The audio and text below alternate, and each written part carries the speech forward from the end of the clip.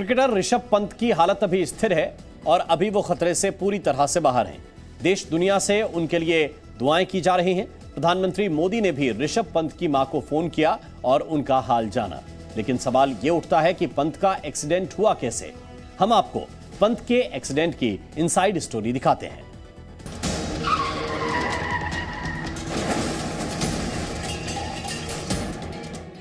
रुड़की के नारसन में ऋषभ पंत की कार को देख आप हादसे की गंभीरता का अनुमान लगा सकते हैं, लेकिन गनीमत यह है कि ऋषभ खतरे से बाहर हैं और देहरादून के मैक्स अस्पताल में उनका इलाज चल रहा है। प्रधानमंत्री नरेंद्र मोदी ने ऋषभ पंत की मां को फोन किया और उनका हाल पूछा।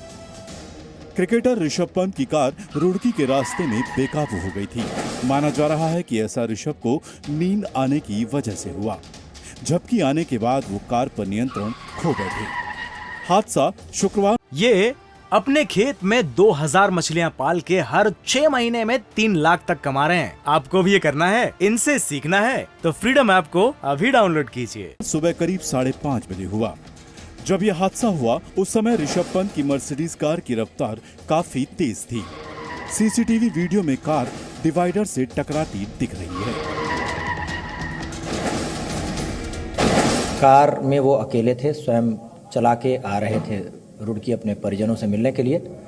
और ऋषभ पंत का स्वयं मानना है कि संभवतः झपकी आने के कारण ये दुर्घटना हुई होगी, लेकिन अभी बाकी सभी पहलुओं से भी जानकारी की जा रही है। ऋषभ की कार का एक्सीडेंट दिल्ली देहरादून हाईवे पर हुआ। हादसे में उनकी कार के परखच्चे उड़ गए। इलाज के दौरान ऋषभ पंत ने डॉक्टर सुनील नागर को अपने रुड़की दौरे के बारे में बताया था। कह रहा था कि मैं अपनी मम्मी को सरप्राइज देना चाहता था और डॉक्टर साहब मैं रात सिर्फ मात्र 2 घंटे सोया। गनीमत ये रही कि आग लगने से पहले वो अपनी गाड़ी से बाहर निकल गए। इसके लिए ऋषभ पंत ने अपनी गाड़ी का विंड स्क्रीन तोड़ा। गाड़ी से बाहर निकलने के बाद वो सड़क के किनारे लेटे दिखे। कार में ऋषभ पंत के अलावा कोई और सवार नहीं था। जो वीडियो सामने आया है उसमें 2 लड़के ऋषभ पंत की मदद करते दिख रहे हैं। इस दौरान उनके शरीर पर कपड़ा मौजूद नहीं था। हालांकि बाद में स्थानीय लोगों ने चादर से उनके शरीर को ढका।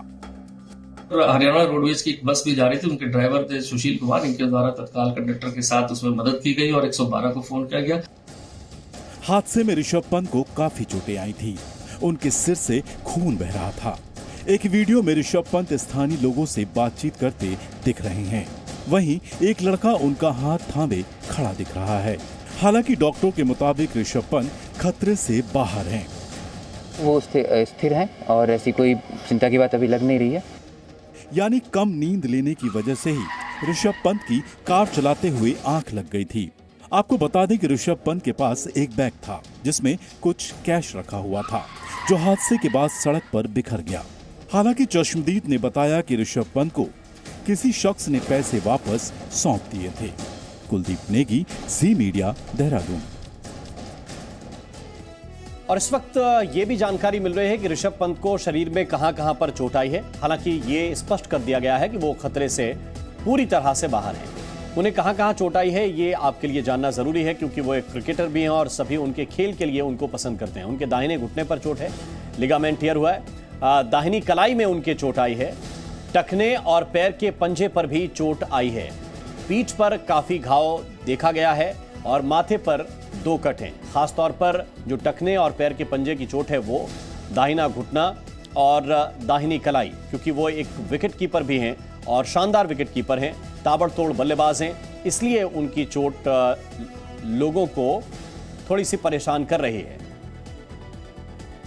और कुलदीप नेगी इस वक्त हमारे साथ जुड़े हुए हैं ज्यादा जानकारी के साथ। कुलदीप, अस्पताल की तरफ से अब तक क्या क्या जानकारी दी गई है?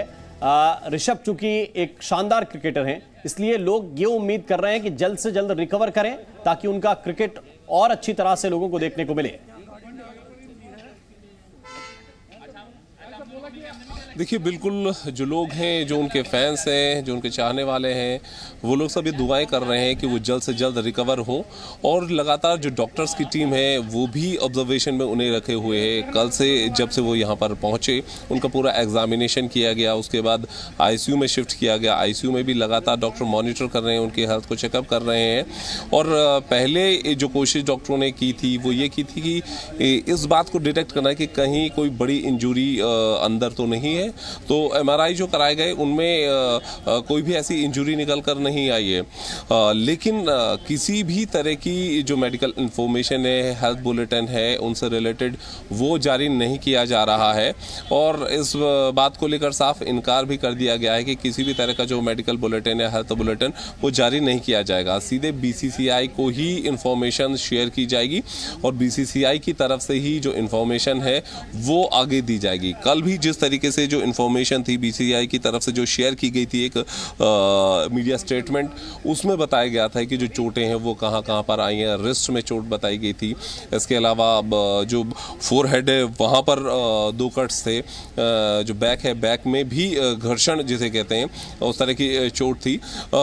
इसी हिसाब से जो डॉक्टर्स की टीम है वो ट्रीटमेंट भी अपना कर रही है। लेकिन इसके अलावा कोई भी ऐसी इंफॉर्मेशन उनकी सेहत को लेकर ये डॉक्टर्स की टीम ने अब मीडिया से साझा नहीं की।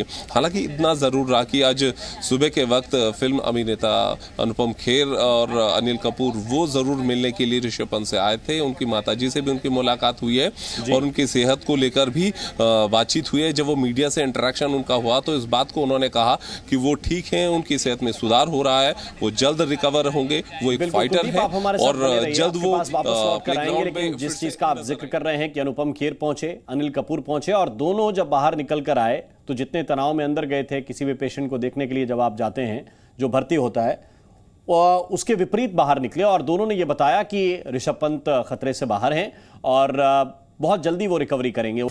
कुलदीप नेगी हमारे साथ लगातार बने हुए हैं। कुलदीप, बीसीसीआई की टीम, जैसा आपने बताया कि बीसीसीआई ही हर जानकारी दे रही है और संपर्क में भी है। ये विशेष रूप से अगर चोट गंभीर होती है और जल्दी रिकवर नहीं होती तो क्या क्या कदम उठाए जा सकते हैं?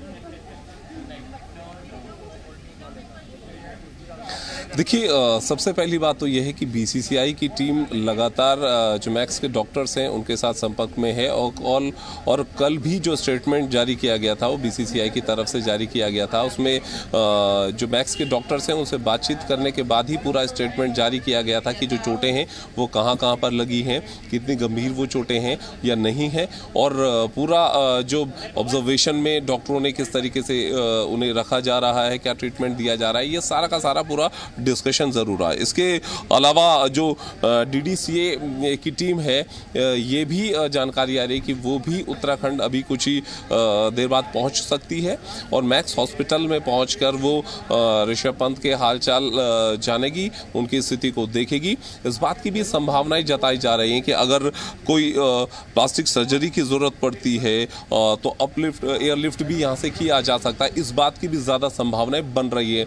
तो ये उम्मीद लगाई जा रही है कि जब टीम यहाँ पहुंचेगी, बातचीत करेगी, डॉक्टर से बातचीत करेगी, ऋषभ पंत से और उनकी फैमिली से बातचीत करेगी, तो इस बात की भी संभावनाएं जताई जा रही हैं कि यहाँ से एयरलिफ्ट उन्हें किया जा सकता है। लेकिन फिलहाल अगर कल जब सुबह 10 से 10:15 बजे के बीच ऋषभ पंत को मैक्स हॉस्पिटल में लाया गया था इमरजेंसी में, उसके बाद से तकरीबन 2 से ढाई घंटे डॉक्टरों ने अपने जो एग्जामिनेशन पूरा किया था, एमआरआई कराया था, उसके बाद जब आईसीयू में शिफ्ट किया था तो पूरे वक्त डॉक्टर्स की जो टीम है वो ऑब्जर्वेशन में रखी हुई है उनके हालात को लेकर और जो रिपोर्ट्स आई थी वो रिपोर्ट्स भी कोई चिंताजनक नहीं थी। जो डॉक्टर पहले मीडिया से मुखातिब हुए थे उन्होंने भी इस बात को कहा था कि कोई गंभीर चोट ऐसी लग नहीं रही है, लेकिन फिर भी सारे जो न्यूरोलॉजिस्ट हैं या फिर ऑर्थोपेडिक सर्जन हैं वो सभी इस बात को देख रहे हैं, इस बात को सुनिश्चित कर रहे हैं कि कोई गंभीर चोट ऐसी न हो। ये अपने खेत में 2000 मछलियां पाल के हर 6 महीने में 3 लाख तक कमा रहे हैं। आपको भी ये करना है, इनसे सीखना है तो फ्रीडम ऐप को अभी डाउनलोड कीजिए।